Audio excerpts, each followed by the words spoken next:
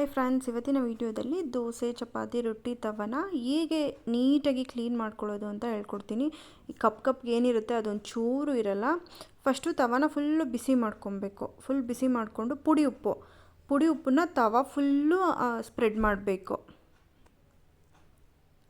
ನೋಡಿ ನಾನು ಎಷ್ಟು ಹಾಕೋತಾ ಇದ್ದೀನಿ ಅದೇ ಥರ ಫುಲ್ಲು ಸ್ಪ್ರೆಡ್ ಮಾಡಿ ಅದು ಹೀಟ್ ಆಗಲಿಕ್ಕೆ ಬಿಟ್ಬಿಡಿ. ಒಂದು ಸ್ವಲ್ಪ ಹೀಟ್ ಆಗಬೇಕು.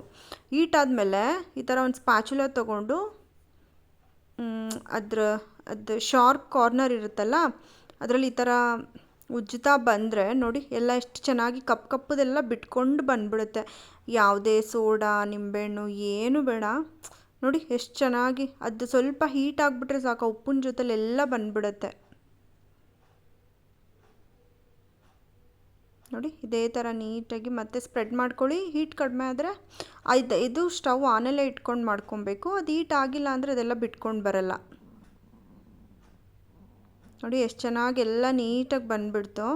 ಇವಾಗ ಒಂದು ಸತಿ ವಾಶ್ ಮಾಡಿ ಒಂದು ಸ್ಕ್ರಬ್ಬರ್ ತೊಗೊಂಡು ನೀವು ಯಾವುದು ಪಾತ್ರೆ ವಾಶ್ ಮಾಡಲಿಕ್ಕೆ ಲಿಕ್ವಿಡ್ಡು, ಸೋಪ್ ಏನು ಯೂಸ್ ಮಾಡ್ತೀರಾ ಅದರಿಂದ ಒಂದು ಸತಿ ನೀಟಾಗಿ ಉಜ್ಕೊಂಬಿಡಿ. ನೋಡಿ ಚೆನ್ನಾಗಿ ಎಲ್ಲ ಎಷ್ಟು ಚೆನ್ನಾಗಿ ಹೊಟ್ಟೋಗುತ್ತೆ ಅಂದರೆ ಈ ಥರ ರೆಗ್ಯುಲರಾಗಿ 1-2-3 ಟೈಮ್ಸ್ ಮಾಡಿದ್ರೆ ಫುಲ್ ಎಲ್ಲ ನೀಟಾಗಿ ವಾಶ್ ಆಗಿಬಿಡುತ್ತೆ. ನೋಡಿ ಒಂದು ವಾಶ್ಗೆ ಆಲ್ಮೋಸ್ಟ್ ಎಲ್ಲ ಕ್ಲೀನ್ ಆಗಿಬಿಟ್ಟಿದೆ ಅಲ್ವಾ.